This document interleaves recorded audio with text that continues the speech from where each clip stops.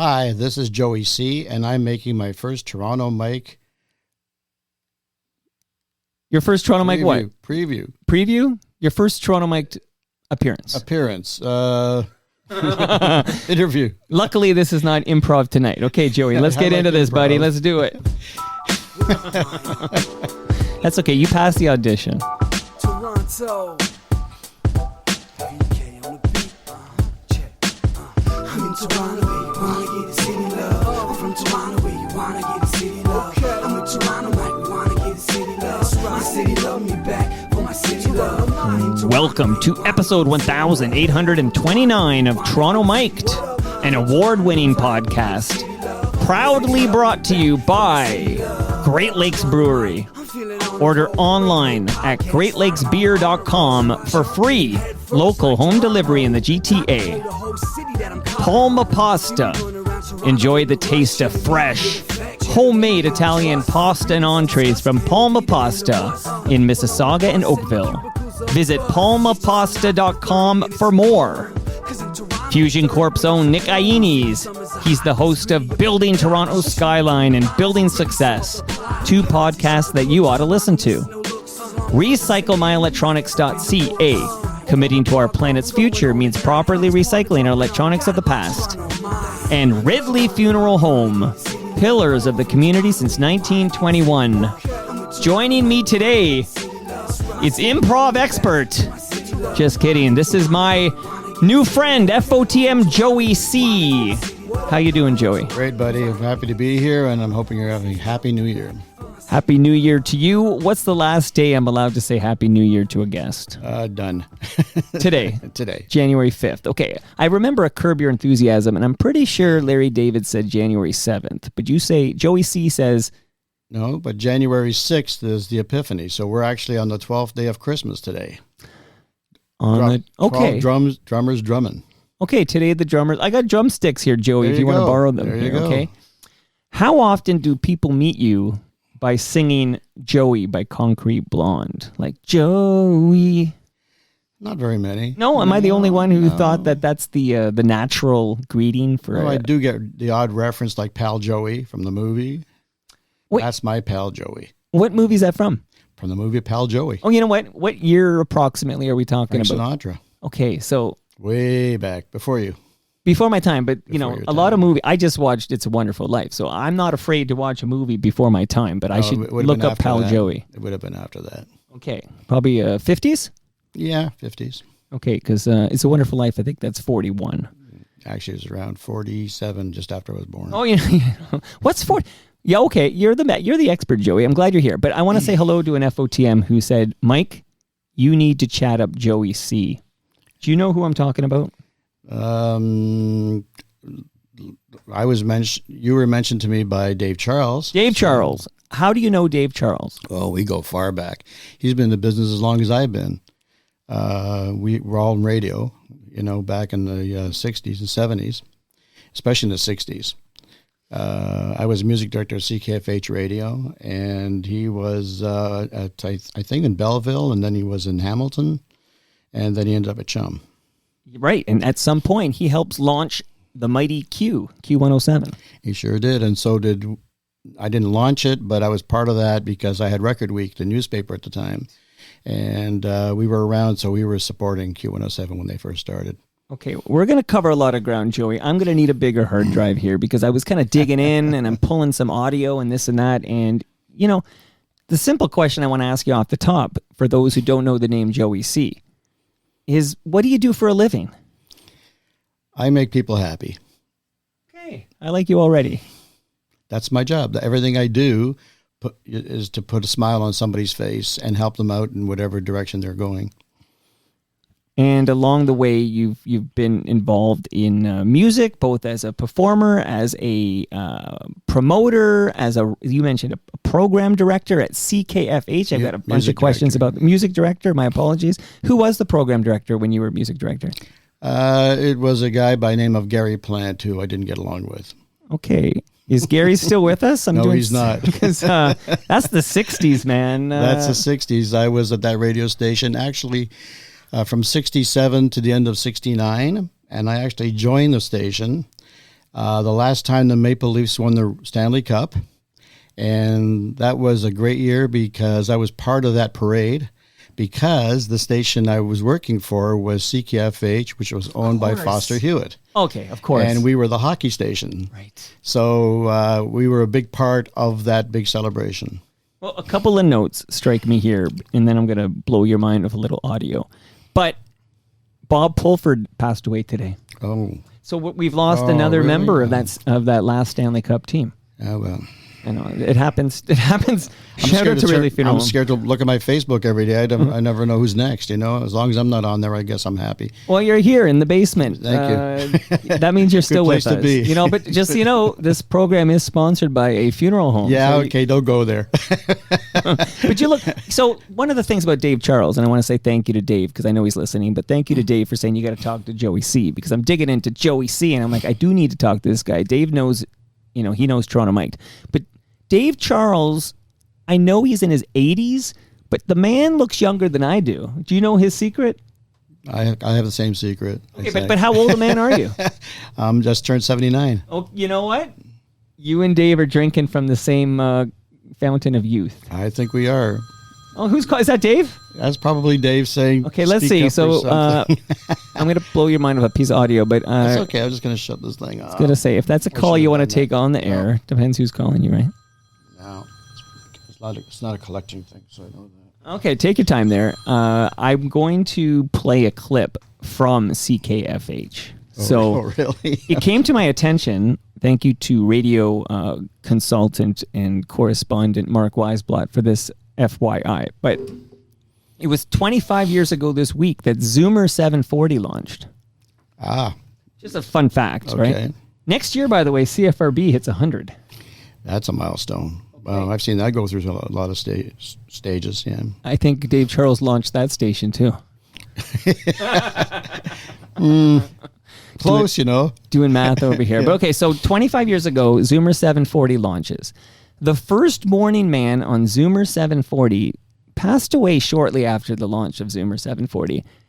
I'm going to play a clip of him, and I'm wondering if you remember this chap. So you ready to go back in the time machine with me? We're going back to 1967. Oh, 67. Were you at CKFH? I was at CKFH at the time, yeah. Okay, so I got the right man here. Here you go. This is it's going a couple of minutes, but I love this clip, so we're going to listen together.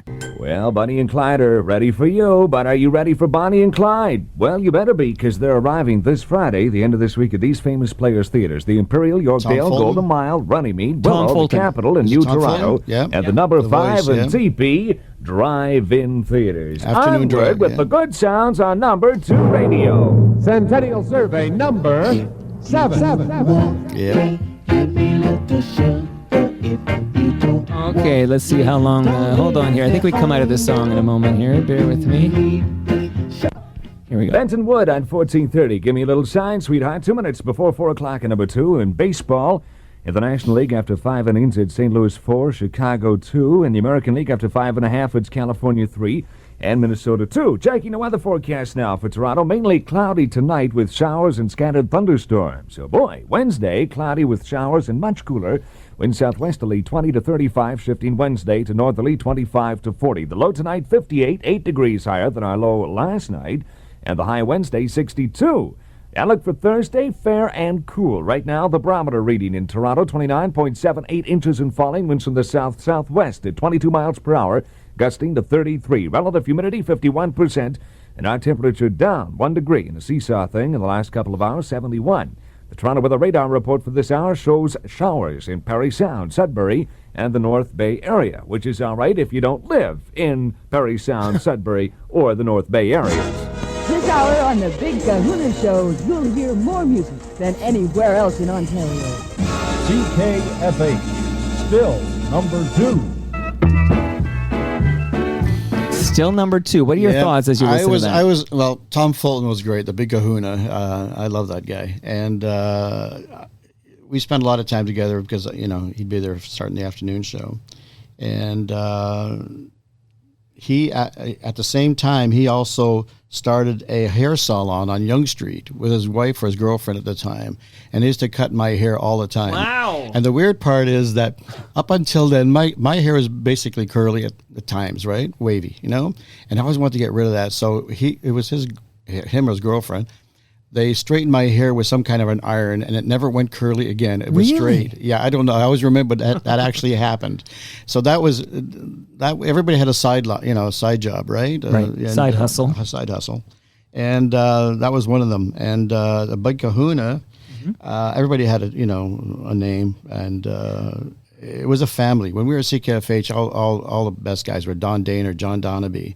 I mean, we were a family, you know. And going back to that program director, that Gary Pallant, I don't mind mentioning his name, he went head to head with me on a lot of things, and I couldn't take it anymore with him. So, but going back to the station, the number 2 radio was part of my the big 143 and number 2 radio were the monikers we wanted to use, and that was part of that development. Wow. Only because it made sense. I was a marketer. I was doing before I joined the radio station. I was already a DJ doing high school dances throughout the city for years, and I was writing for the Toronto Star, predicting hits. So I was one of the first columnists for the Toronto Star in music. Oh, the Pick the Hits column. Yeah. It was the Joey Cee predicts the hits, and that's what got me the job at FH, and took me out of a night shift job at the CIBC that I was working at for 4 years. And that wasn't the side hustle. That was the job. Everything else was a side hustle. And then, Joey, you become the youngest music director ever in this country when Foster Hewitt hires you at CKFH. I believe so. I was only like 18, 19. I'd get T-shirts that just say, I was the youngest music director in Canada. Does anybody care? Well, you're talking to me. I care. Oh, you were. You were the youngest music director, were you? No, I care that you were. Oh, I see. I care. Okay, got it. Okay, so could we talk about picking the hits? So, I mean, you're in high school and you're a hit picker for Chum, right? I started off, I was going to St. Michael's College, and in grade 9, I became the high school hit picker for that high school. So what Chum would do is send me a bunch of Chum charts, and I would get a survey happening with the students as who liked whatever. And then once a week, the station had a hit pickers. I think it was Dave Johnson that did that.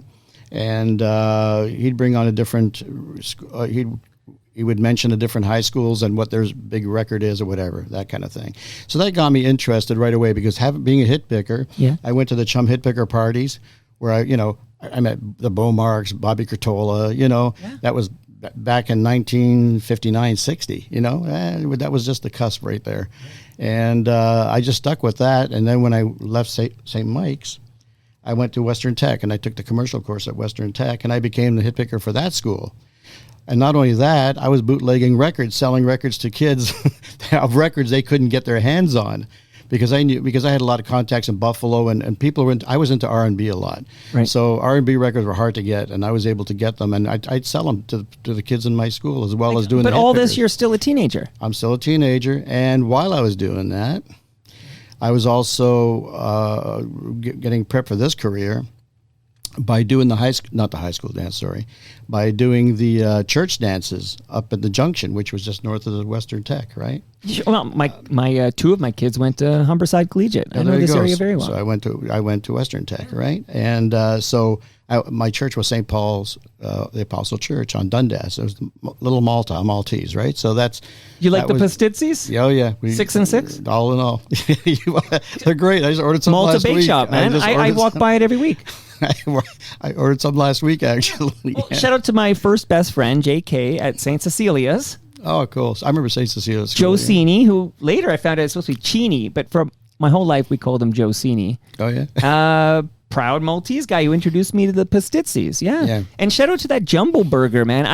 That was a big event. We're going to Jumbo Burger, which was at Runnymede in Dundas. Yeah, right. Yeah, yep. I know Little Malta. So that area, it was my grooming area for getting into the music industry. The dances at the church sort of primed me for what was coming ahead. So I used to do all the dances on Friday nights. I just using honestly God, all it was a regular Seabreeze record player with a microphone in front of it. You know what I mean? And I'd use Keep even it simple. the connections of the speakers that I put up. I don't know how I amplified that, but I did. Well, that's funny. And I did those dances, and you know, I started buying turntables and then, you know, amplifiers, and then you know, and at the end of that would have been 62. Mm-hmm.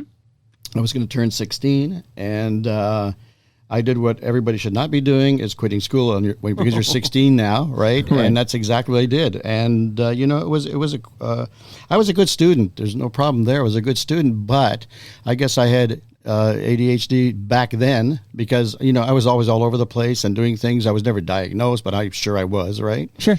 And which was a good thing for me. I guess I have the good ADHD. No, it can be a superpower. Oh, it was for me. For some people. It was for me. I speak from experience, my brother. Yeah, there you go. So, you know, you doodle and you can't keep the attention in the school, and it's like, what am it would always hit me like, what am I doing here? Like, I need to be out there. I need to be doing this. I need to be doing that. And I came to realization, and I didn't finish high school. I'm proud to say it from my purpose, but in general, no, right? At least get college or something. But I was never going to make it there. And the final decision was made after I talked to my marketing teacher, who told me not to be published. But I told him the story, what I want, you know, and he looked at me and he says, "You're doing the right thing." He says, "You're wasting your time here. You already know what you want to do. Right. You should do it." You know, meanwhile, the principal and everybody else was, oh man, they were all over me. No, you can't. Right. And there's a good story about that one too. Well, hit me. I love good stories, right, Joey Cee. So, you know, it was Western Tech, and the principal says to me, well, my brothers went to school there too, and my real name is Camilleri, right? So Very Maltese. You know that's a Maltese name. Very Maltese. And so we were always known as the Camilleri brothers. And so, you know, he gave me the third degree, like, you know, you're going to be crawling back here, like, you know, you're not going to make it out there. And I'm going, you don't know me, you know, like, so I still quit. And I quit actually right after before school break, because my birthday was on December 16th, which was a couple weeks ago. Happy birthday. And thank you. And on January 9th, which is coming up, it would be 63 years ago, this January 9th, that I started my first dances.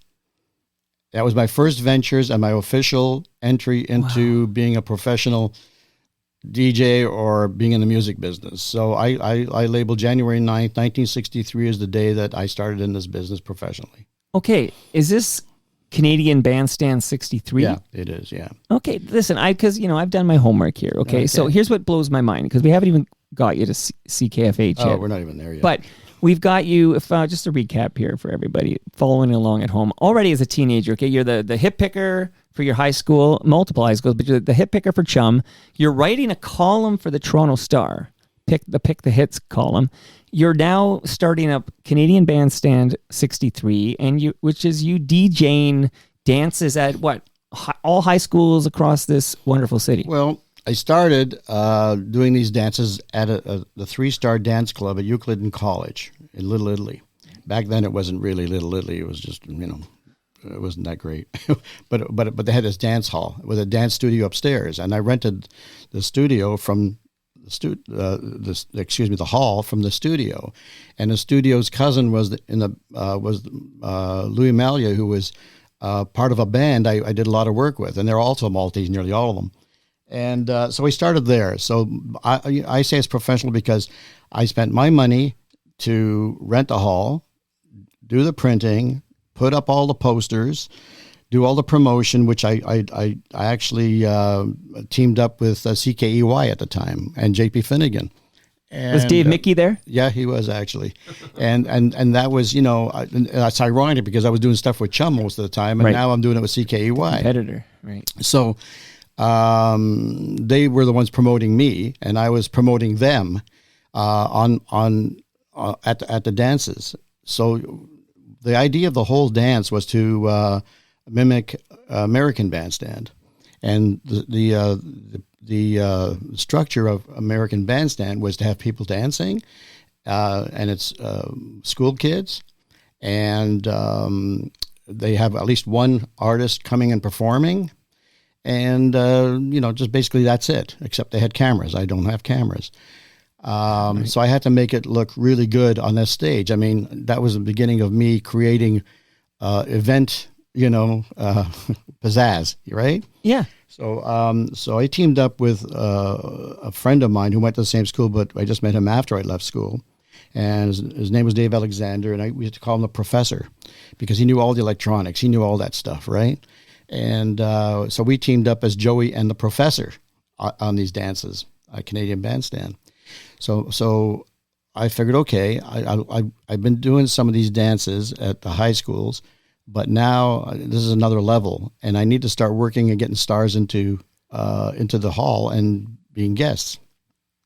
So I would call up all the record companies, which there aren't that many at the time, and trying to get Canadian recording artists. So that was my first start of doing everything Canadian. It was strictly Canadian. Bandstand 63, it was Canadian. Now this school, this hall, I had it strategically picked because it's right downtown, and it's within walking distance of 4 high schools. So the dance would start at 4 o'clock in the afternoon and go till 6. So it was a 2-hour dance and midweek. So it was a hump day, getaway, come on, dance, and you have time to go home and have supper, the whole 9 yards. Well, that was the whole plan, right? So I remember when we first opened it on January 9th, we had a snowstorm that day. It was a Wednesday. And I thought, oh man, I'm going to lose my shirt here. I know it, right? I mean, people have to walk through this, right? So I set up anyway, not thinking about anything and just making sure that it goes to plan. We created this board because all we had was a table, 2 turntables, and an amp, and 2 big trainer speakers, and that was basically it. So to give it that pizzazz, I thought how we can do this. And it had a curtain that opens and closes, at the side there. Sure. And so we thought, okay, I need to excite people when they come in. So they're standing around, and now don't forget it's winter, so it starts getting dark at 4 o'clock. So now I'm starting to get the darkness in here. So the idea was we start off with a theme song. The mirror ball goes up. So now you're getting all that, and the curtains are still closed. And when the curtain opened, there was a board covering the whole front of the 2 desks that we had actually covered in glitter and cutouts that read Joey and the Professor. And the one thing we did, well, my professor did that nobody had done at the time ever, was have lights sync to the amplifier. Right? So that you get the pulsing sound, which is no big deal now. But then it's like, wow, what's that? So he put all these little holes in this thing and put the little Christmas lights in, and we fed one line to the amp and the other line. So we were actually getting mono, no stereo, right? And so when the curtains open, the pulsating lights are going on, and that was new to a lot of people. And of course, they had these huge sparklers at the side. So the sparklers are going, right? And it's like, welcome to Canadian Bandstand. Away we go now. We start doing the dances. Then we have our guests that come in. Getting guests then was like so hard. We started off with Sandy Selsey at that time. She used to be on CBC. No, CBS. And then Pat Hervey, who was another good Canadian. People had hits. And then I was stuck for one time, so I called my friend Art Snyder at Arc Records at the time. He said, listen, you guys, we've got a new record coming out if you don't mind helping us out. He says, it's not really pop. He says, it's a little bit of country, it's a little bit of everything. I said, I don't care, just send him over. I just need somebody to do it. So the guy came over, and he brought his little pictures with him, and he's like very quiet. And he got out there, and he starts signing, and he starts singing his song, which was Remember Me, I'm the One. And, you have to think back. Now, this is the first time you're hearing this guy, first time you see him. Yeah, you're in 63, right? That was Gordon Lightfoot. Gordon, so that's a mind blow. That was Gordon So Lightfoot. one of the big acts you lure for Canadian Bandstand is a very young Gordon Lightfoot. Very young Gordon Lightfoot, yeah. And that was like, you wouldn't know it till later, but like, it's a feather in a cap, right? No, that's as far as Canadian music and goes. then we got people like the Hollywood Argyles, the Beaumarks, then they all start coming in and doing stuff. And at the same time, people were getting to know me through the CKUY connection, to do dances at the dances. And so I was starting to do all the dances. And then one time I got booked into Kipling Collegiate to do a dance.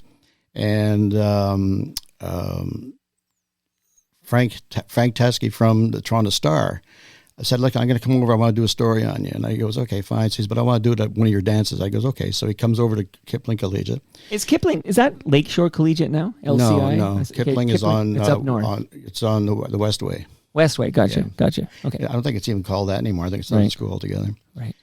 Anyway, so I did there, and he came there, and he just loved the whole idea because I had my own console. I designed, by this time I had designed a console that had lights and flashing lights and the whole 9 yards, right? I was the first mobile DJ, basically. I'm like the godfather of mobile DJs because nobody was really out there doing stuff, right? Yeah. So and I think that helped in getting people talking about it. And I don't think it was about the music, it was mostly about that. And then, so Teskey calls me in one day after he did the story. He says, we got a lot of response on that story. I goes, oh, that's good. Whatever. He says, come on into the office. Now, here's another story. Yeah. So, I go off forever, man. One story leads into another, right? But I think this is an important part of Toronto music history that if we don't cover it here, Joey, who's going to cover it? It's true. So going back, so Teskey calls me up and he says, come on down to the office. So now you have to understand, I'm going to the Toronto Star. This is the original building on King Street. Right. Okay? Right. Now, I mean, at the time, I never really thought much of it. I'm going to this building. I'm going into the offices and, and every week I'd go in but the first time I went in, he just wanted to talk to me. And he says, look, you do all these high school dances, you know your records. He says, you seem to get the records first before even the radio stations get them. I goes, yeah, I do, because I sourced them, before, and I got to know the PR guys and everything else. Because the record companies were, at that point, were starting to give me records to test at the dances before they even get to radio. Right. And at that time, the thing that triggered everything was the fact that Paul White was a good friend of mine. He was pitching me Capitol Records all the time. He brought me the first Beatles records. So I was playing Beatles records in the dances a year before they even hit radio. Because I was using the UK copies, yeah, right? Of course, the imports, and he just knew that, right? Yeah, it's working, and there you go. So, right? Wait, were you just naturally able to pick the hits? There was something about, I sort of, I've always had that knack of picking I guess because I was dealing with a lot of these kids when they first hear it the first time, and I gauged the reaction right away and who likes it, who doesn't. Like if you go to a dance, so you're reading your crowd. It's not that you're alone in a room listening on your headphones and you're like, we got a hit here. No, you could see how the teens respond. Exactly. Right. So if you get like 80-90% on the dance floor already, go, okay, we're doing it, right? So yeah, so that's the way that happened. So at that time he says to me, look, he says, why don't you write a column for us on a weekly basis, because we don't really have anything on music here in the Toronto Star. And I says, okay. He says, come up with an idea. And I said, well, how about me predict the hits? Yeah. Right. I get the records. I'll pick what I think is going to happen, and I'll give it a little one-line blurb or something, and you make it, you post it, right? Right. So I did that for 2 years while I was doing the dances, right, and working night shift at the CIBC. Right, because that was your job at the time. And the reason why I picked that job, I hated working night shift. Oh, I hated it. But it kept my Friday nights open and my Saturday nights open. Right, for the DJing. Exactly. Listen, Joey, I love what you're putting down here, man. I would say that Joey had to walk at the Star so that Ben Rayner could run, okay? Just shout out to Ben Rayner. Hey, Ben.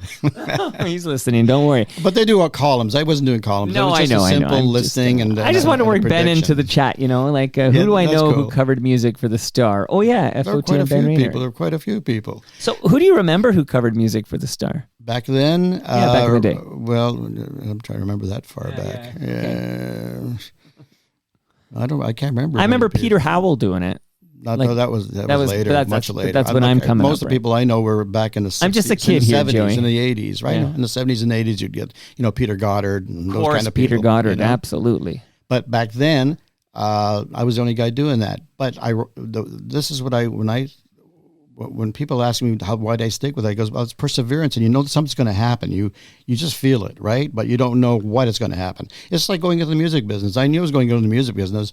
At what level, I had no idea. What territory I was going to cover, I had no idea.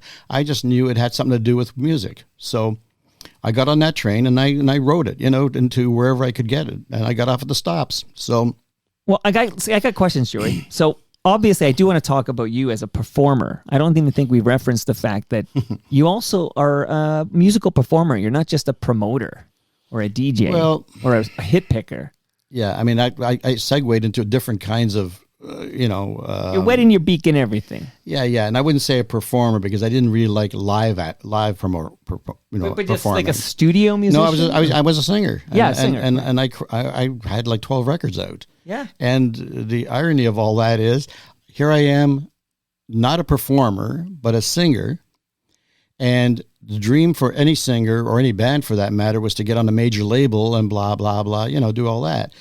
Well, it's ironic that I was on Capital EMI Records. I was on A&M Records. I was on London Records. I was on Private Stock Records. And I don't even have a band and I don't tour.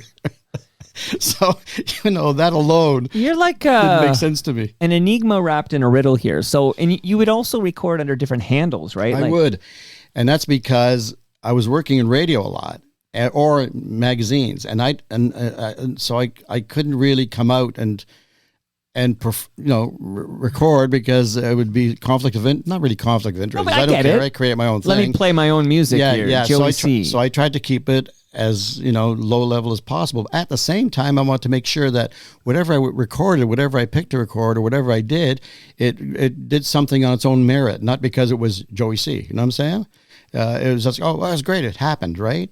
And my very first record, I mean, I've had people, there's stories here, like even before I did my first record, which would blow people's minds. I mean, I'm jumping back and forth here, but I'm trying to keep a sequence here. No, it's like a Tarantino film. We're going to jump around. Yeah, okay. So now we're going back to FH, years of at FH. So the early years of my FH days was while I was working there. First of all, I got that job. Well, that's a great point. Let's get you to CKFH. That's right, CKFH. Yeah. CKFH. Foster Hewitt is the FH. I know this. Shout out to Fred Patterson from Humble and Fred, who did work for Foster Hewitt. Yep. Do you know Freddie P? Yep. Okay.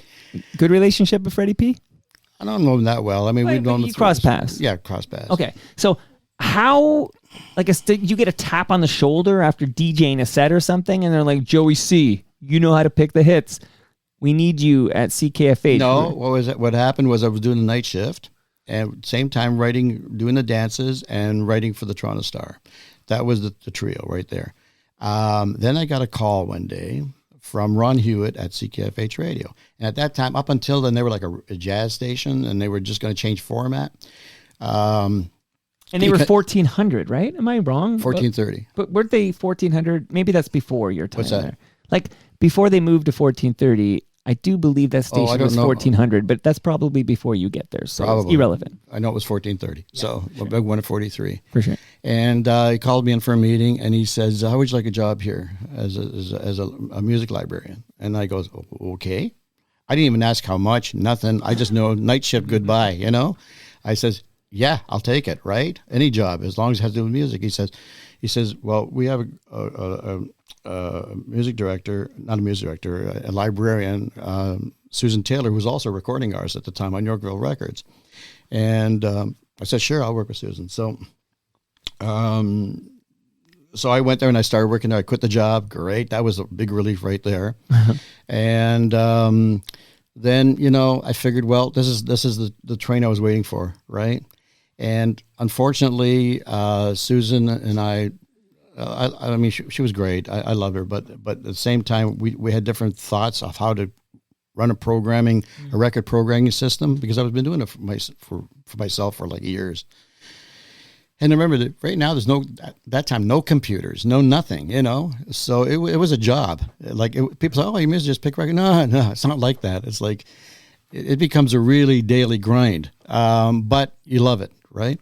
Anyway, so Susan left, and I guess she couldn't put up with me anymore. And then Bill Hewitt, Foster's son, yes, right. He was the station manager. He called me and he says, listen, you're going to be music director from here in. I goes, okay, great. I'm music director. And I says, well, here's the deal. I says, I pick the songs, I program the songs. Nobody busts in. Nobody comes in and tells me what to do, what to change it. And he says, deal. So I goes, okay. So now we've got that figured out. So I had to, it was me who was going to pick any record that was played 24 hours a day on that station. Every day except for Sunday mornings. That was the glitch. Because Sunday mornings at CKFH Radio was religious programming. Oh, and also we had some Johnny Lombardi was on there with his Italian stuff, right? Chin so stuff, right? So basically that Sunday morning we had to jump over to get back into our Sunday afternoon programming. And then when hockey came in, I also had that to deal with. So I had two different things to deal with and keep a program going constantly, right? And as a music director, what I would do is, everybody came through that office. Literally every star you can think of came through that office, through their promo guys, and laid on me all the newest records and pitching me and all that. I didn't realize how many records actually are made each week. I would have a stack like this, But how do you know what's going to be a hit if you don't play it for the teens? Or are you still... No, I pretty well had an ear. You now developed that I knew right. Once I knew, here's the deal. If you brought me in a record, I have my big turntable, my big McCurdy, Yeah. And... Okay, Joyce. I have to shut you off right now. I thought I shut it off. Oh, I thought that was Neil Diamond calling. Well, that's another story. I know. So I know all the stories, Joey. Come on. So what happened was, where was I? Got thrown. Well, off we were talking about how you're now picking the hits. Oh yeah, that so you're the ear, play on, hearing the ear. Okay, so you give me a record. I used to get so many people saying, "Listen, this is a record. It's going to be a hit. It's going to be." I goes, I'll tell you what. Just leave it with me. If you hear it on the air, I think it's good. Doesn't and if you don't, right, doesn't mean it's bad. It's just that there was only so many spots every week to go into the programming. Like you have to look at it this way: you're getting about maybe 50 records a week. I'm not even counting albums, just 50 singles a week, right? Right. Now, we're talking the mid 60s now. Everything is a big classic record now. It used to be just new to me, right? And when they bring it in, it's piling up. So I'm going, okay, see this, out of this, I can only pick 5 or 6. Now I want to play Canadian. So I would look at least getting one on there, right?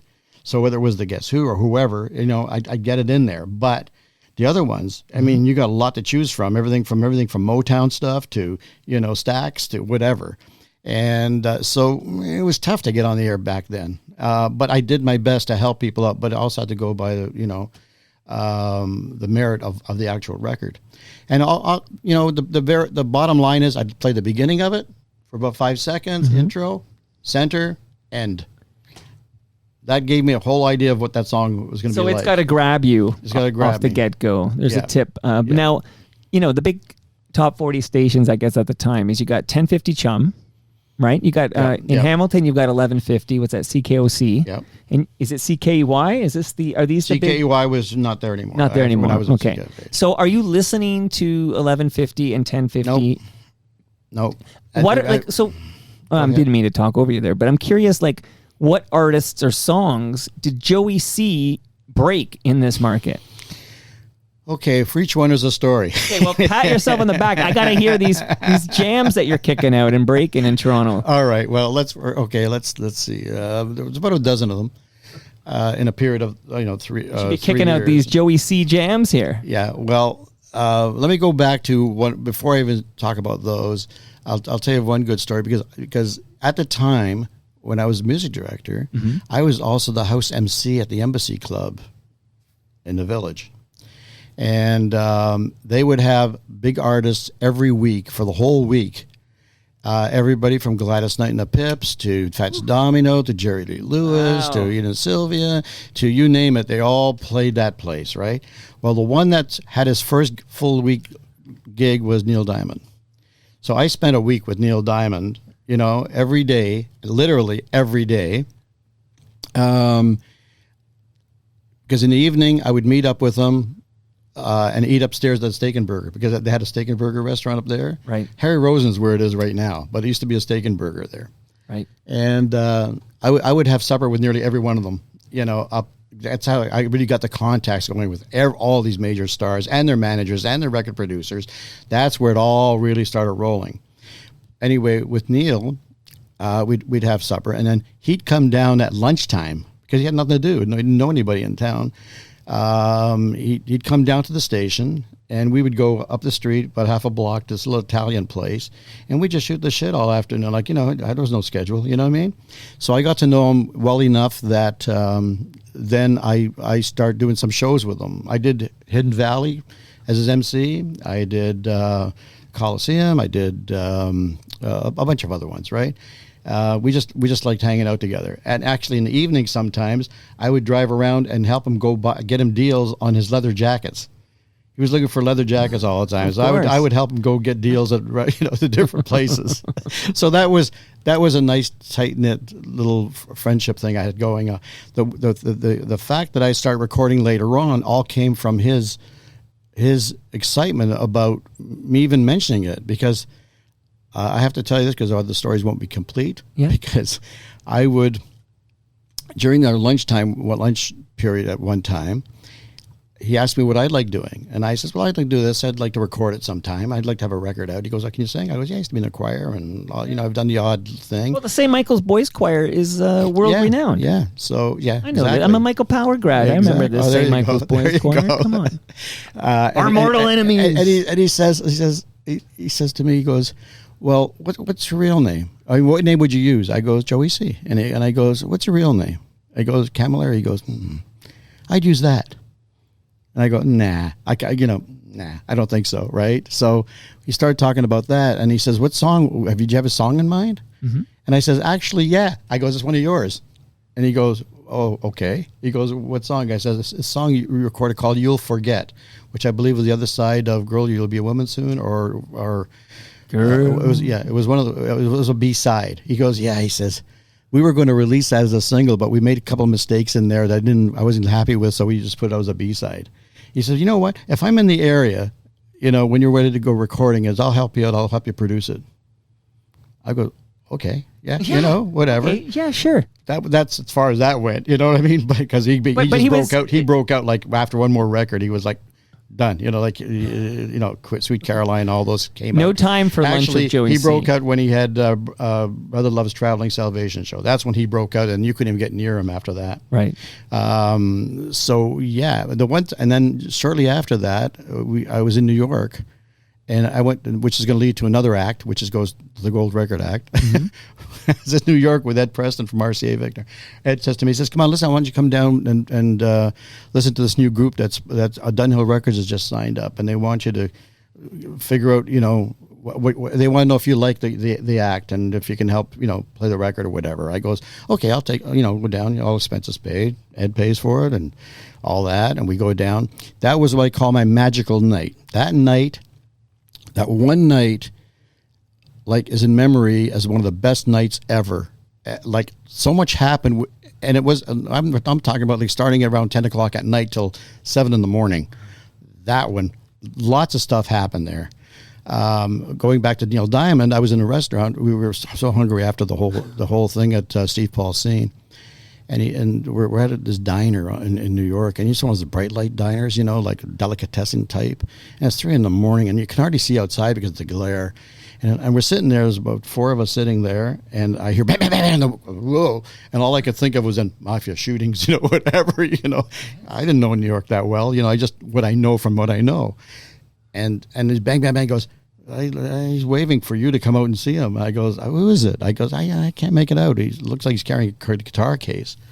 He goes, okay. So Ed says, I'll come with you to the door. Go to the door. It's Neil Diamond. And I said, what the hell? He goes, I guess, how would you recognize me? He says, I'd recognize anywhere. He goes, what are you doing here? I goes, I told him I was a Steve Paul. Oh yeah. He says, that's cool. I says, what are you doing? He says, he's just come back from the recording studio.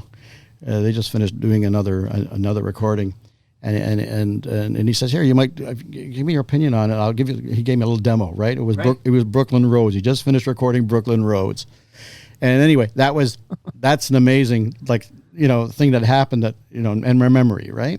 So anyway, that's it. So now let's go back to the Gold Record thing. So now I'm at Steve Paul's Scene.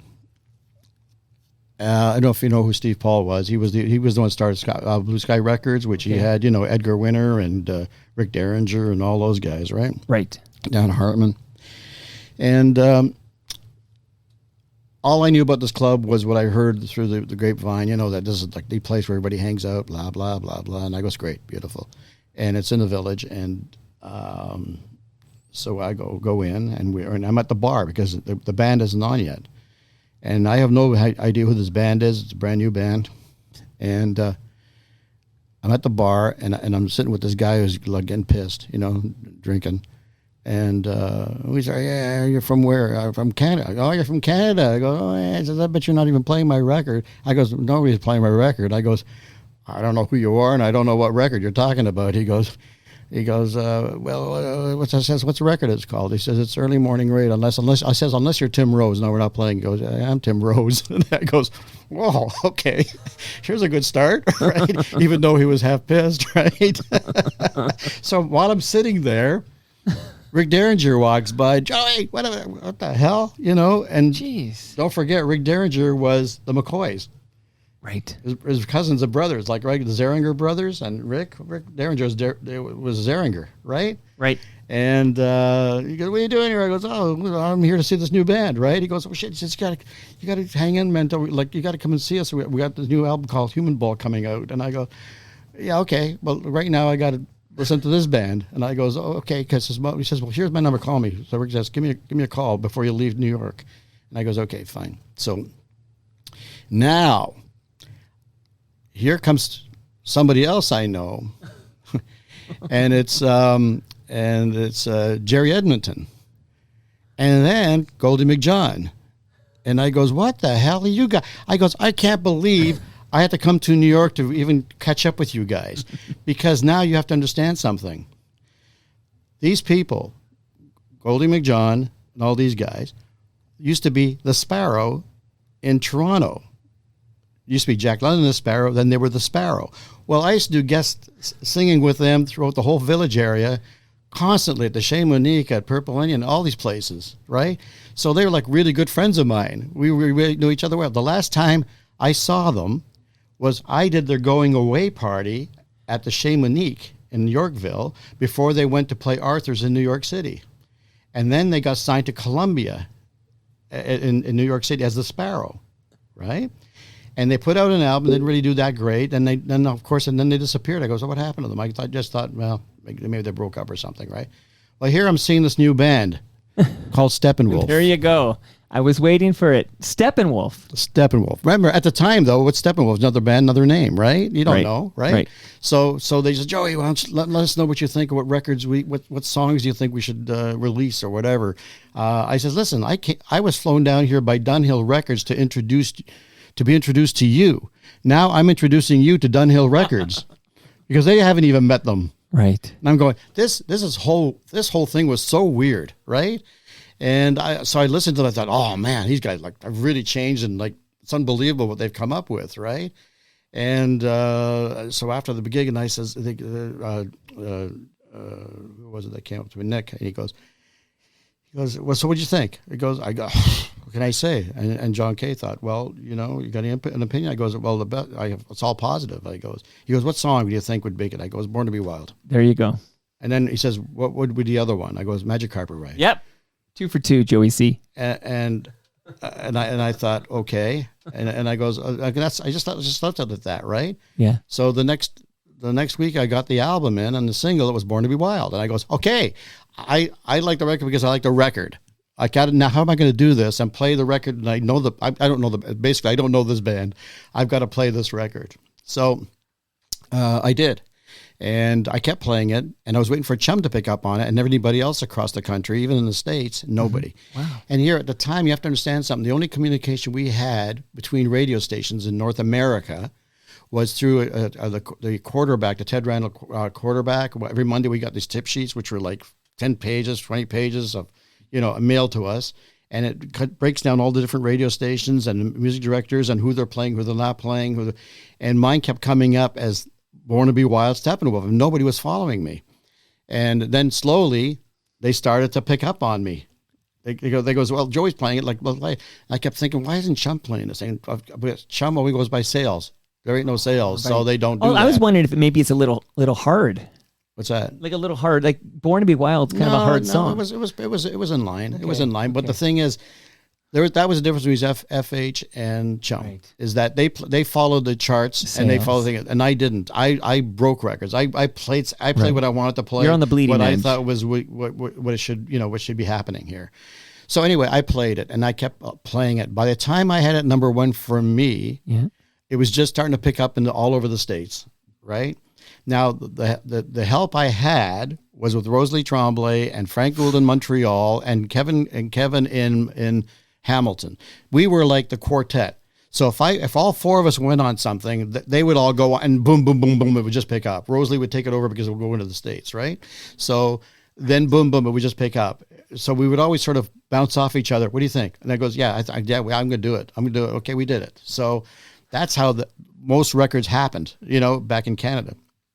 So this makes you a very powerful figure in Canadian music. You know this. Well, I don't look at it that way, but well, you might as well look at it that way. Like this is a chance to look back and realize, okay, your ear picks up that this song is good, regardless of sales. Okay, Born to Be Wild, for example, you're going to play the hell out of this great song. Doesn't matter how it's selling, and then eventually you mentioned Rosalie Tremblay, and you mentioned is it Kevin Grant? Nevin Grant. Yeah, Nevin Grant and from Frank Gould, CKOC, right? Yeah, and these are, once that consortium buys into a song, you're off to the races. Yeah. But that spark, though, was you. Yeah, but it was Central Canada, too. Like Western Canada was Robinson and a few other people, right. And they were all great people, they were great. Right. And we were all good friends, all of us, I mean, I was even friends with the guys at Chum, except I wouldn't show my cards, to the guys at Chum. Dave, I think, was at Chum after that. And I mean, there were people that were friends of mine. Duff Roman. I mean, we're all friends now. Back then, we made them work. We made them work anyway. So that's how the Steppenwolf one happened. And what happened was one day, Ed Preston came and he says, "Listen, we just came back from the RCA convention in Los Angeles, and RCA Canada got a gold record for breaking Born to Be Wild." And I goes, "Well, great." And he goes, "No." He says, We told them right there on stage that this belongs to me." And I go, "Well, why do you say that?" And he goes, "Because you're the one, without you wouldn't have." And I says, "Ed, without you, I wouldn't have met them down there and did the thing. So yeah, you deserve it." I goes, "All right." So then they created a gold record and they came over and presented me with a gold record, nice. The whole 9 yards. So anyway, so that's that. And you one. still have that gold record? Oh yeah, I still have it. Beautiful. And so that was one of the first big one, obviously. Then the second one wasn't a gold record, and I still don't think that even. I still don't even believe that either Burton Cummings or Randy even know the story, because I hear different stories about, Rosalie Tremblay did it. No, that's not the way it happened. When I know the story, I don't go telling that story, right? Unless I read until right now. Well, I'm writing my book, so I would put everything into there, right? Right. But the story there was Jack Richardson was a good friend of mine who produced their stuff, and the studio was up at Nimbus 9. Archie McDonald was their promo guy, and he would come in with the odd recording coming through and from different artists and telling me what's going on, and I'd always talk to Jack. And he came in one day to the station and he says, "Listen, I got this we're just finishing up this album with the Guess Who." And I says, "Yeah," and I think it was Wheatfield Soul. And he says, Jack wants you to tell him what you think the record should be to be released. And I says, "Okay, hold on a second. Number one, I can't do it here. So I guess you're going to have to do this after hours. I'm not going to sit here and do this." And he says, "Okay, I'll come over to your apartment." So he brought the reel, and he brought it over to my apartment in Toronto. And I was smiling Archie. He says, "Okay," he says, "Here, let's sit down here, relax, have a beer, whatever. Let's go. Let me listen to this whole thing." Because I always liked Burton Cummings' voice. I thought he has one of the best voices ever out of coming to Canada. He does. He Absolutely. does. And he's very creative. He's very, very good. And so I was excited to actually hear what this new album was like. And he says, "Well, what should I tell Jack?" And I says, "Well, these eyes, undone, and laughing. Yeah. Those are the three." And that's how they came out. Yeah, These Eyes is the big breakthrough. Yeah. And I says, that they're the songs. And he goes, okay, I'm going to tell Jack. And I didn't talk to Jack. I'm just going to find out I got These Eyes on my table. I goes, okay, this is great. That's wonderful. I never thought big of him. I was giving advice and it came out, whatever, right? So that would have been the next big one, which I got credit for, but like no gold record. Right? Like I said, I don't even think those two even know the whole story, right? Oh, and now Robert Lawson knows the story, who's listening right now. Hey, Robert, now you know. So now you know. Anyway, so that happened. So the other one that I nearly lost my job on. Let's hear that story. Oh, yeah. So.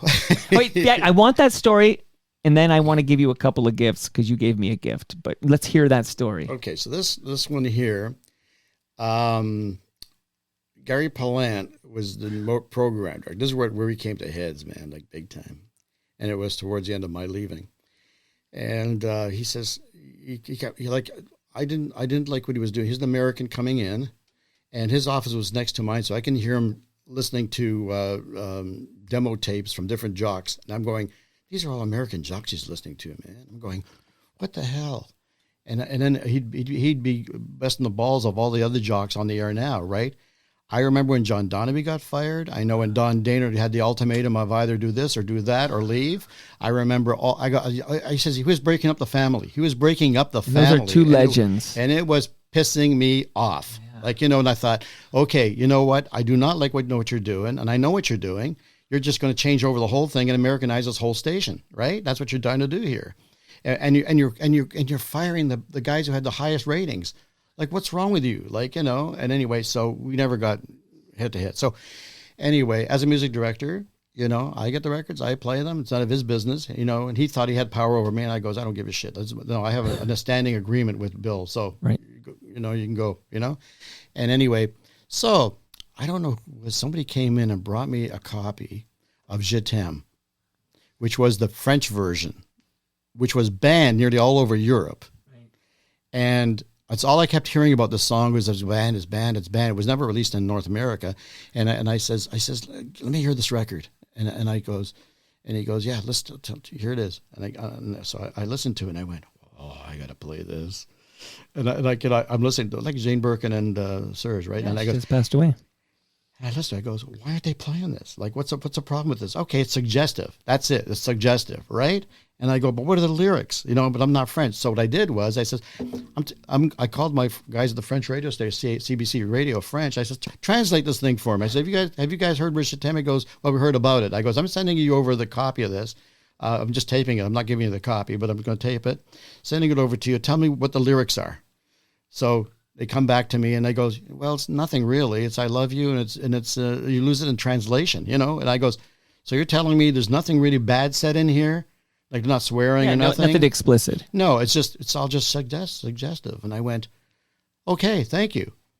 So I said, I'm playing it. So I thought, okay, I'm waiting for the backlash here. So right. So I went and told Bill. I says, listen, before I play, I'm telling you right now that I'm playing this record, and I'm telling you right now that's banned all over the place, and I'll play it until we get notice that we shouldn't be playing it. And he says, you're the music director. You do what you have to do. So the program director heard I was going to do that. And he says, listen, I don't think you should be playing it. I goes, I don't care what you think. I'm playing it. He goes, are you willing to put your job on the line for this? And I goes, yeah. And he goes, thanks for the alternative, but yeah, I'm going to do that. And just in spite now, I'm going, yeah, I'm playing this damn record. And he goes, okay, well, if we get trouble, you're it. I goes, fine, bye, So I programmed it actually for Tom Fulton's show. Tom Fulton. So because I'd be going home, I'd be in the car at 6:00 when he's on the air. So I says, Tom, look you're going to be playing this record and only play that once. And you're programming it because I want to hear it. Okay, no problem. So he said, okay. He hasn't even heard it. So I got everybody off guard. Nobody knew I was going to play this record. At 6:00, I'm listening to it and I'm going, it sounds really good. Because you're listening to a radio station on AM, and you got to get the feel, right? And I said, sounds just as good on radio. So I listened to it and it was a pause and he played it again. I went, oh, what's happening here? So when I got back to my apartment, I'm trying to get to through to him, and he's not picking up. And I go, something happened? What? Why'd the record go twice? And the regular program went through. Anyway, he next morning I come in. I'm always late, right? I'm always late. I'm just not one of those morning guys, right? Right. Barry Nesbitt, the manager, would always come in and look at us. So he'd go, and I do the same thing when I'm leaving at night at 6 o'clock. I'm going, he says to me, well, when I came in, you have to understand, CKFH, I have to tell you this. CKFH, if you want to get an idea what the station was like, it was like walking onto the set of WKRP. I thought you might go there. I swear that station was modeled over of CKFH. We had the same type of blonde sitting in the front. We had the same kind of Jennifer salesman. Marlowe. We had the same kind of Herb salesman, Tarlick. Herb Tarlick. We had the whole gang, man. Did you have a Les Nessman? That's what I want to know. We had that too. Like we had all these characters, right? I go, I every time I watch WKRP, I can picture that, right? Anyway, so. And you're Andy Travis. I guess I was, yeah. I never Gary thought Sandy. about it. So he tells me, anyway, we're past that. So now the next morning I come in and everybody's got this gloom face on, and then messages I have, it's only like 9:30 or something. And I've got like a stack of messages like this. Right. And I'm going, what the hell is this? And they go, okay. So I go back to my office. I had the back room in the office. And before I could even go through the messages, Barry Nesbitt walks in, the manager, and he goes, and he says, have you listened to any of your calls? I go, I just got in. I go, what's going on? He goes, well, he says, I got some calls already from, the Mother's Liberal this or the church this, or because don't forget, we were a church station. We were a church station on Sundays. Right. So I never even thought about that. I didn't even think about that. And I thought, oh, no. And this is Toronto the Good. Yeah. And then I thought, oh, no, we've got clash here. I'm getting clash. So I wouldn't think those people are listening to the station otherwise, right? Anyway, so there's that. And he goes, yeah. So I goes, I says, he says, do you think we're in trouble? And I goes, I don't think so. I says, do you see the CRTC coming in here or the Mountie Police coming in here? And I said, let me tell you something. I don't think they will. And he goes, so I said, you talk to these people, that called in? And he goes, yeah. I says, what'd you tell them? He says, well, I told them to go listen to another radio station. And I goes, what? And he goes, did you read all your messages? And I goes, no. So I goes, it was nearly all record stores looking for the record number. Wow. And it's only 9:30. Wow. And I'm going, what is this? And he goes, they all want to stock that record. And I went, what? I love this twist, but did Tom play it twice? He played it twice because he was getting calls. And he says, I got to play it. So that's why he played it twice. Oh my goodness gracious. So anyway, so I had it like number one within like 2 weeks. Okay. And I was waiting. Okay, when's the CRTC going to, when's the, right. the morale squad coming in, and nothing. And then the program director comes in and he goes, it's going to be great if this thing, because they hit worldwide. I goes, what are you talking about? He goes, well, it'd be great if we got a gold record for this. I goes, who's we? And he goes, well, you already got gold records. Get lost. Go, get lost, Like he wanted to get the credit for something I put my job on the line and something he for. Told you not to do. Not to do. Yeah. So now that creates another situation. So here we go. Yeah. This is a bit of a story. So okay. You like stories, you're going to get it. So, and then I'm giving you gifts. So here we are. Now I'm going to dispel the fact that Chum only goes charts by record sales. London Records released that record out, put it out. Mm-hmm. They couldn't even keep it in stock. It was the number one selling record everywhere in the area.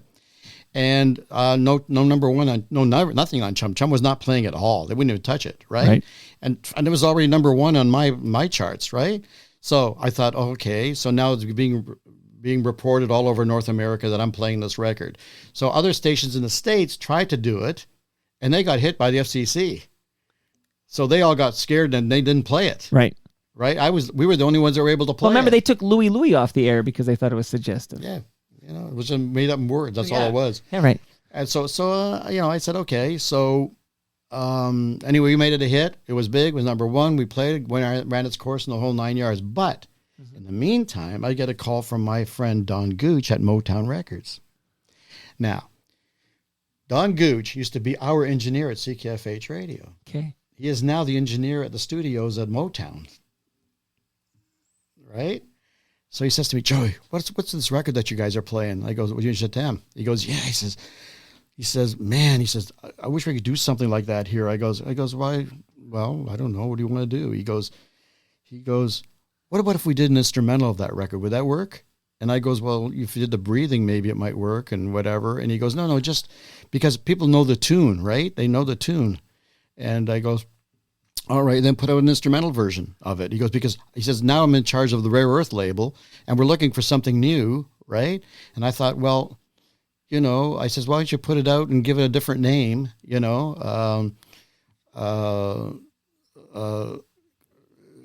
I think he called it Sounds Nice, I think it was called. And by Love on, no, it was called Sounds Nice. But anyway, they put it out, right? And it was number one like in a week, right across the board. It was a first record right out of the hit, boom, And you're so young still, and you're the youngest hit maker we have in this country. Fair to say that. And this is one of a dozen or so big songs that you broke. Well, if you want, yeah, I mean, the term was breaking it. Yeah, I guess. I can't take away from the other people like Rosalie and all, and Nevin and all those guys because they were all supportive. They did their share of breaking records too. We all did our bit, right? But these had sort of backed up stories for these particular ones, right? But I went on the limb for a lot of different records, including Procol Harum, Whiter Shade of Pale, Boogaloo Down Broadway. But my last one would have been David Bowie, Space Oddity, which nobody even listened to for 2 years after that. And boom. You go back and you go, yeah, I remember this record when it first came out, and nobody was touching it, Okay, Joey, here's what we're going to do. I'm going to give you some gifts, and then I'm going to blow your mind by playing a song, and you're going to tell us what we're listening to. And then we're going to do some just more rapid, because I don't have unlimited time. Of course, I'm making time for some of these great stories. But we got some quick hits to do, post CKFH, because this is the 60s. We're still in the 60s here. We don't have, we can't go at that same pace through your whole entire interesting career, as you can imagine. We're still in the 60s, Joey. It's been an hour. Okay, here. On my book, I'm still in the 60s. Well, listen, when is this book going to be done? Well, I'm doing it in 5 chapters. I'm 5 books. The 60s, 60s, 70s, 80s, 90s, and then 2000s. Okay, what is this, Game of Thrones? What are you doing here? No, it's because every decade I reinvented myself, and I did different things, right? Based on the previous things. So then they all have their own stories, and I can fill up a whole book, no problem. Well, we're going to do the shorter version in this chat, and then you'll come, when this book, when I can read these books, you're coming back. That might be quite a while from now. Well, I can wait. I got nothing but patience. But you came all this way, and I know you're proud Maltese man, but I've got some Italian food for you. Is that okay? I got a lasagna in the freezer. No problem. I just brought you some Italian wine. Yeah, so it's here. Okay. So thank you. Oh, that's another thing you should look at. Take a look at okay, well, here. Let me see. I'm okay, by the sea, but C is spelled C-E-E, as in Joey Cee. This is your private stock collection. You are what I would call a raconteur, a Renaissance man. You wet your beak and everything. Stick your hand in there. Was there more? Okay, there is more here. Okay, so let me put that here from your private collection. Oh! This man knows. This is CC Bonds, which is also spelled C-E-E. C-E-E. You are Joey Cee. This is chocolate. Yep. Dude, you know the way to my heart, man. So let me return the favor. So this is amazing. That's great. No, thank you. All right, okay. And then Maple Music Cafe. This is an online radio station. Those are all my business cards. Oh, Canada on Demand. Everything I'm doing is on that card. TorontoOnDemand.com. People should go there. Your Southern Ontario entertainment planner. No rest for the wicked, eh, Joey? No chance of slowing down here. I didn't know it was that wicked. So this chocolate I'm now seeing here, TorontoChocolateFestival.com. Which I've been producing for 20 years. You promote that event. You've got Produce it for 20 years. Produce it for 20 years. My apologies. MapleMusicCafe.com, which is that online radio station we discussed. Coast to Coast Travel Discoveries. That's CanadaOnDemand.com. And we mentioned... .ca. Sorry. Well, it actually says .com over here. Wrong. Okay. Joey, we got to fix this, buddy. We'll fix Okay, it. so .ca. We'll fix it in post. But listen, so thank you, but I want to give you a lasagna from Palma Pasta. That's an empty box, but it's in my freezer right now, then Joey. we'll- Don't worry, you're going to get I'll have something to eat tonight. no smoke and mirrors here. Thank you to palmapasta.com. They're in Mississauga and Oakville. And I actually saw your friend Dave Charles at our most recent gathering at Palma's Kitchen, which was late November. It's just seeing him and his wife. His wife was is there. Italian. Well, you know what?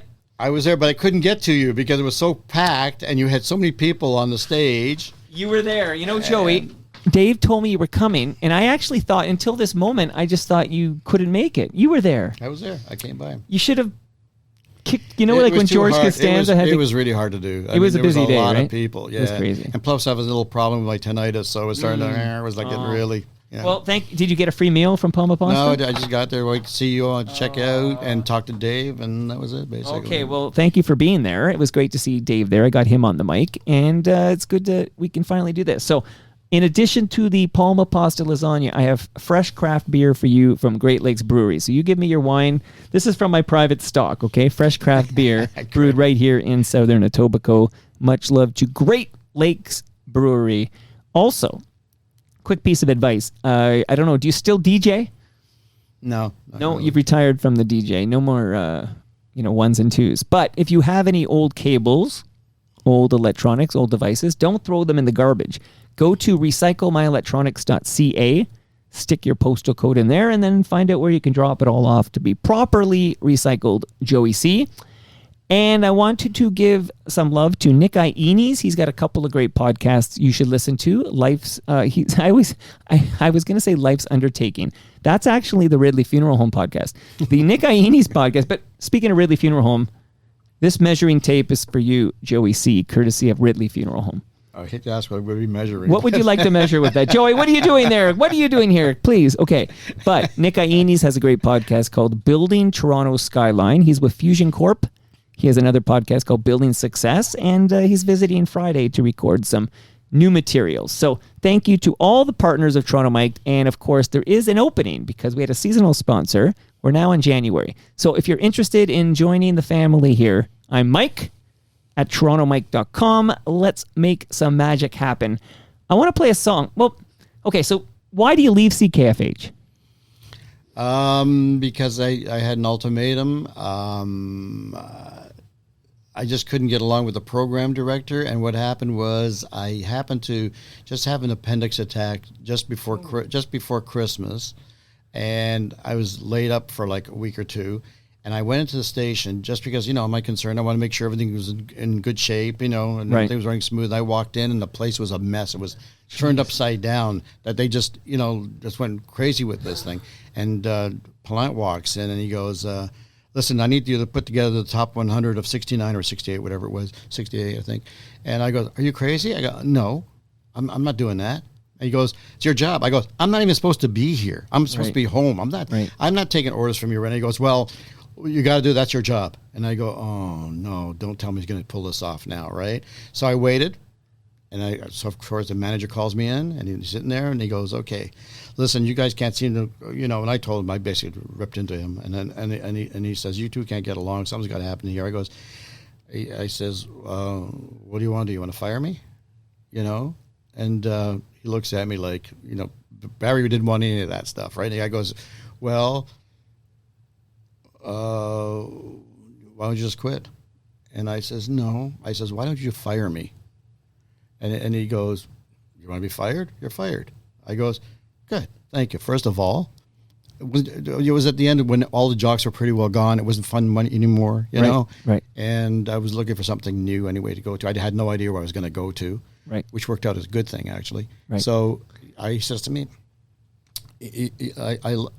I says, can I clear my desk out now? And he goes, no, you got a week to do it. I goes, no, I want to do it now. So what happened was I went back there. I got these big boxes, and there's a whole library of all the oldies on there. And I just start going, and he goes, what are you doing? What are you doing? And he goes, I said, this is my library. I'm clearing up my desk. Your personal collection. And he goes, you can't do this. I go, yeah, that's all his. He goes, he came in with all that. We had the best oldies collection of all. Wow. And that's it. So I still have that vinyl? I wanted to get him fire me so I could collect hoagie for the next 3 months, right? And I did. The vinyl I have. Well, I just donated 20,000 albums 20,000. to Metalwork Studios. It's in their school. Okay, shout out to Gilmore, FOTM Gilmore. Okay. He's got the Joey Cee vinyl vault at the Metalwork Studios. Small world we live in here. Yep. My goodness. Okay, so can you please, we're going to do some hot spots here, and then I'm waiting for the books, okay? And then you're coming back. But tell me about CBC Music. Is it Action Set? Okay, so just give me a little taste of when this. I left FH, I was laying low. I thought, okay, I don't know what I'm going to do next or whatever, right? Within 2 days of after I got fired, when I should have, but same thing as being quit, but right. you don't get money if you're fired, if you quit, sorry. So like 2 days later, I get this call from CBC Radio, and they goes, you just leave FH?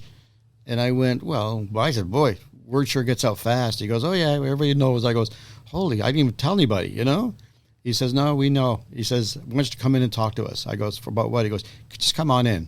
I goes, okay. So I went to the CBC studios in Jarvis and sat there with John Kastner. And John was doing the Action Set weekend, right, which is syndicated like in over 90 stations across the country. And he says, we want you to come up with a show for yourself on the station. And I goes, okay, now let's get one thing straight here. Number one, up until now, because, when I was at FH, I used to get a lot of requests to do dances, right? Joey Cee. But I was never a DJ on CKFH. Right. But everybody thought I was. Right. But it was number of times I was mentioned. It just, as a matter of fact, a lot of the jocks at one time boycotted me.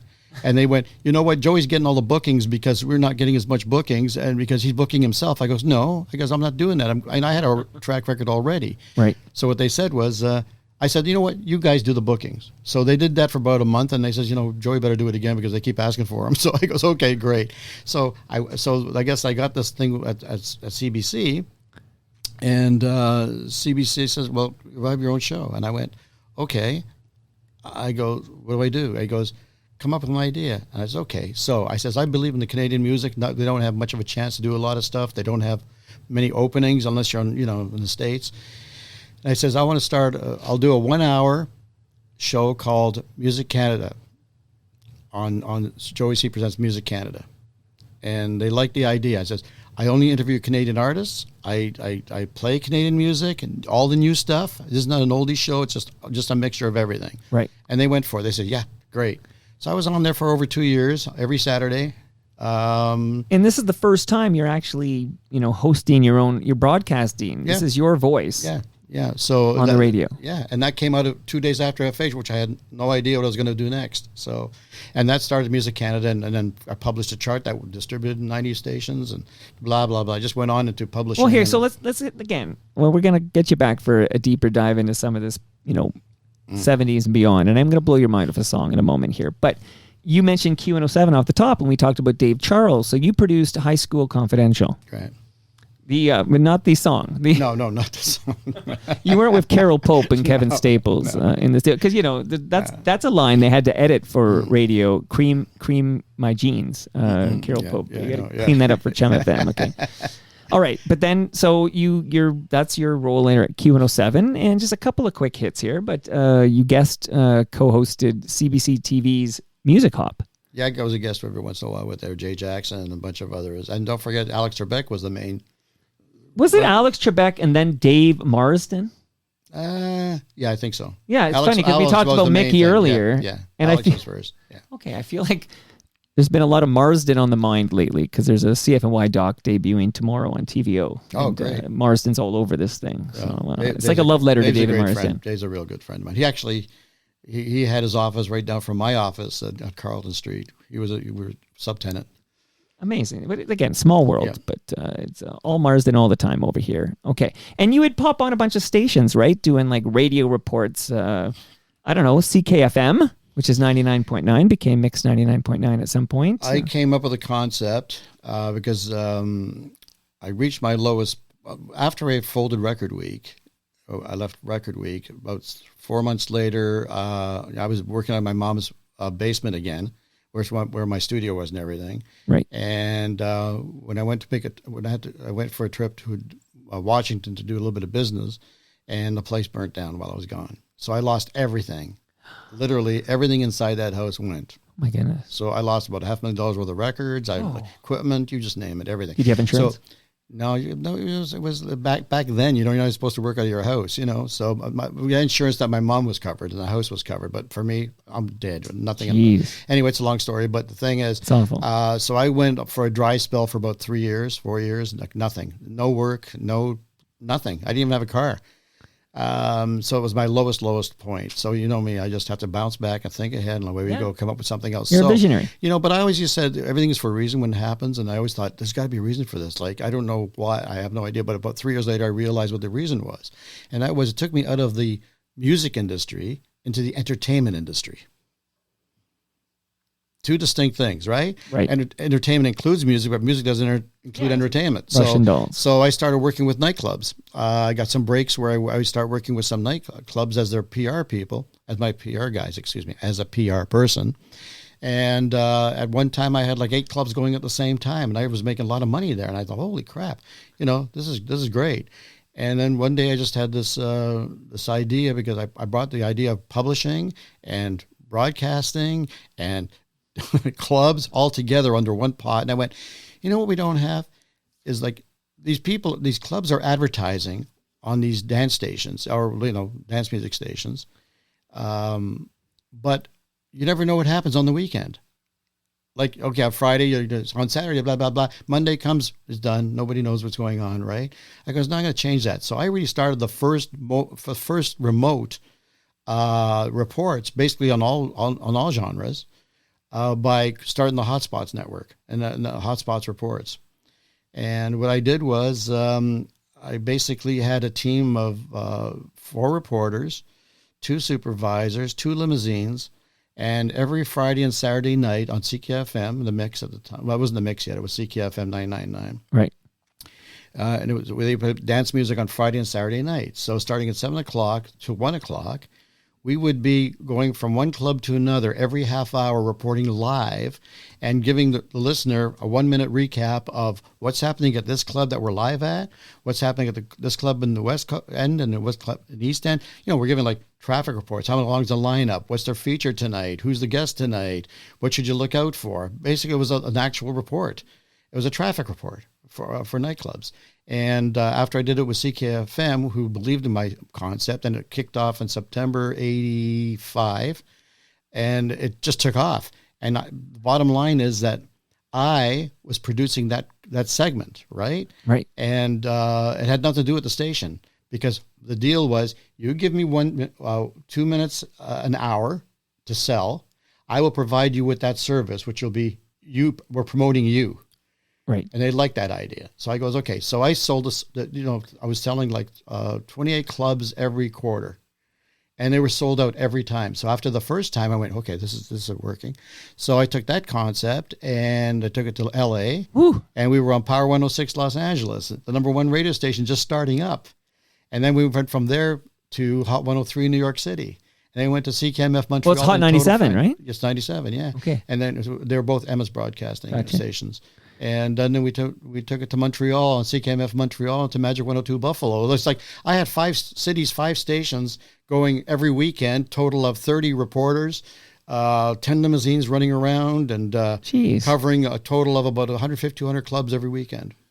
Okay, Joey, there's a lot here. Yeah. Like, there's a lot in the Well, Joey Cee. No, I asked here. So here, for time purposes, because I know how I want to close here. Yeah. I'm going to read something from your bio. Okay, I'm just going to read this. Okay, we're covering a lot of ground in one sentence here. It might be a run-on sentence. You can see if the grammar police come after me. But okay, he's published Hot Toronto Magazine for 2 decades, owned an art gallery, emceed for Neil Diamond, The Who, Tina Turner, Bachman Turner Overdrive, and many more, owned and operated his own record label, Night Flight, produced a record album for Playboy magazine owner Hugh Hefner, published concert books, set up a celebratory Canada Day in Los Angeles, being a Juno judge, coordinated Toronto's Chocolate Ball and Chocolate Festival, that's why I have the chocolate here, and has been associate director of the Beaches Jazz Festival for 26 years. Okay, that's There's a lot there. That's an old bio. all? Toronto's now 3 decades. Okay, listen, we got to update this bio here. Okay, so the bottom line is we get the idea. Lots going on here. I'm going to play a song so we don't run out of time here. Just listen to me. Listen to this song, Joey, and tell me what you think about it.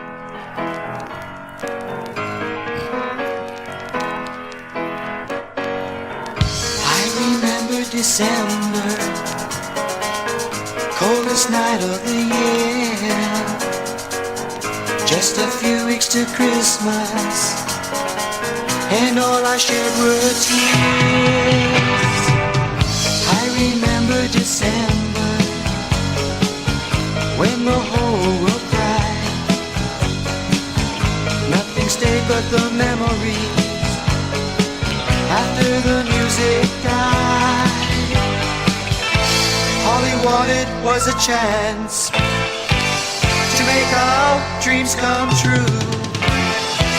He tried to be an example for me and you.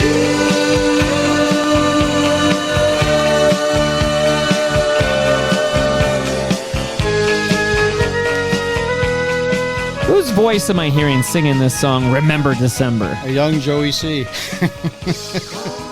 A lot of your earlier jams are difficult to find. Like, I don't have the vinyl, but it's tough to find. But I did find you hear this, you can hear the crackle in the background. Somebody digitized this record here, and we get to hear some Joey Cee.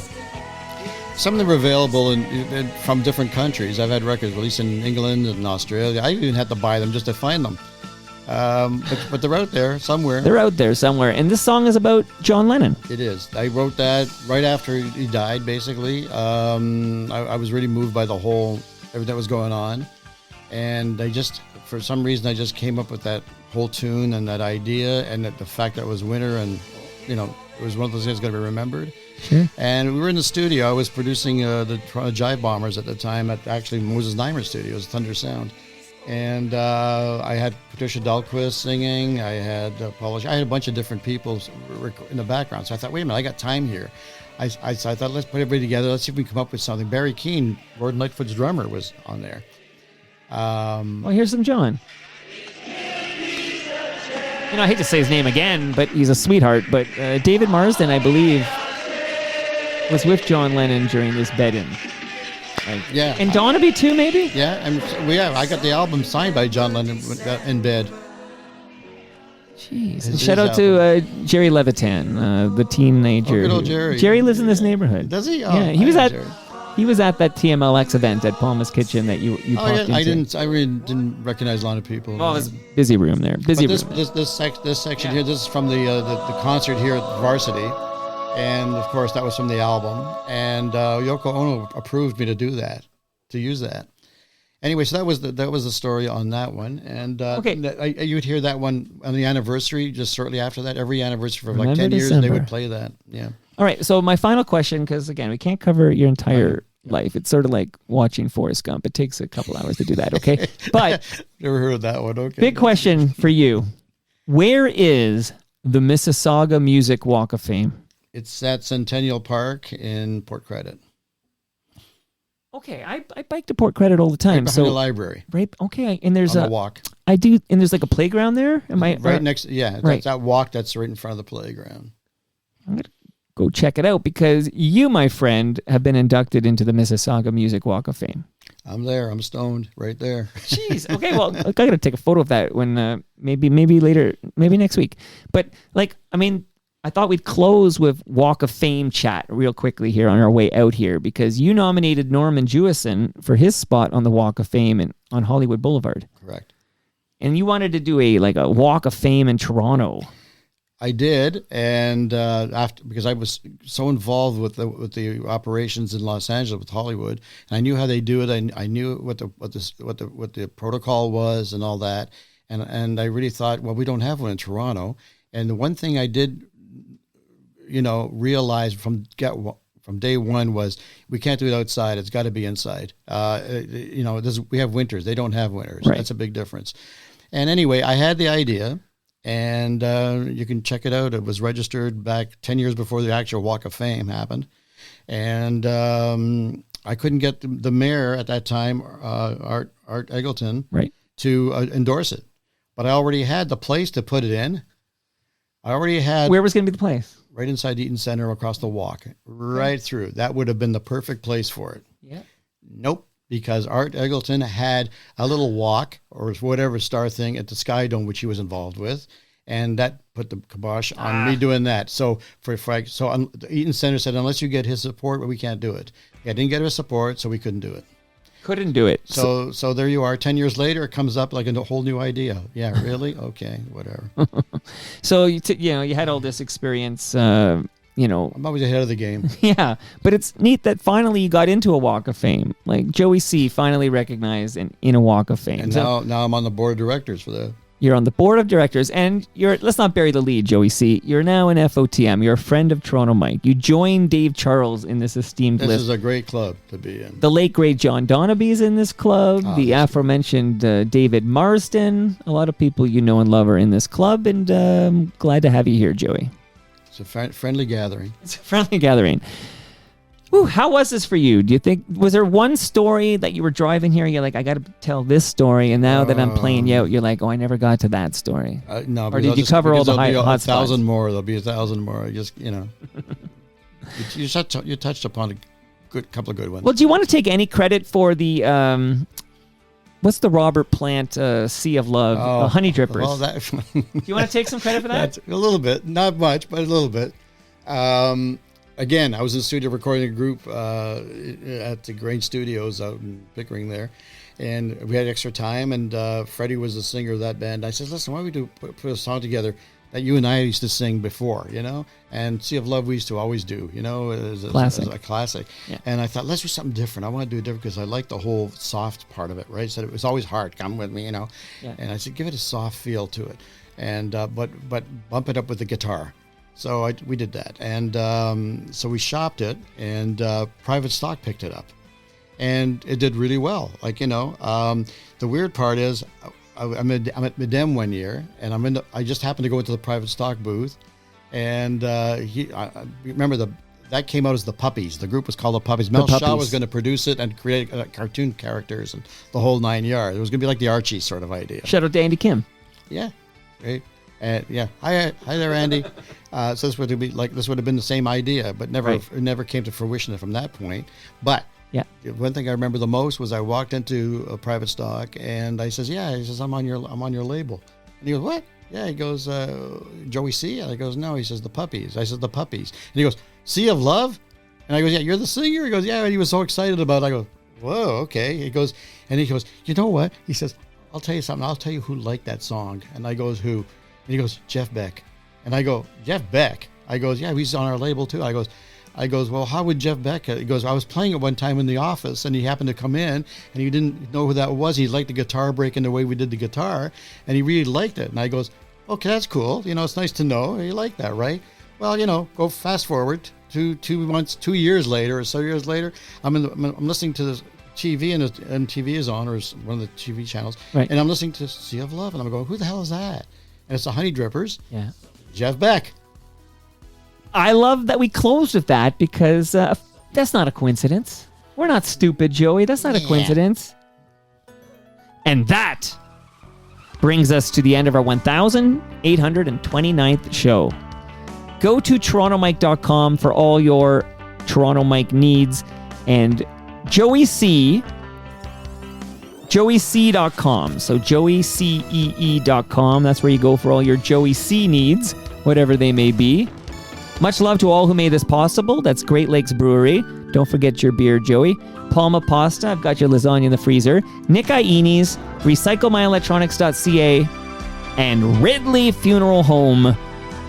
You mentioned Stax Records earlier. We're going to be talking Stax and more in the next episode with Rob Bowman.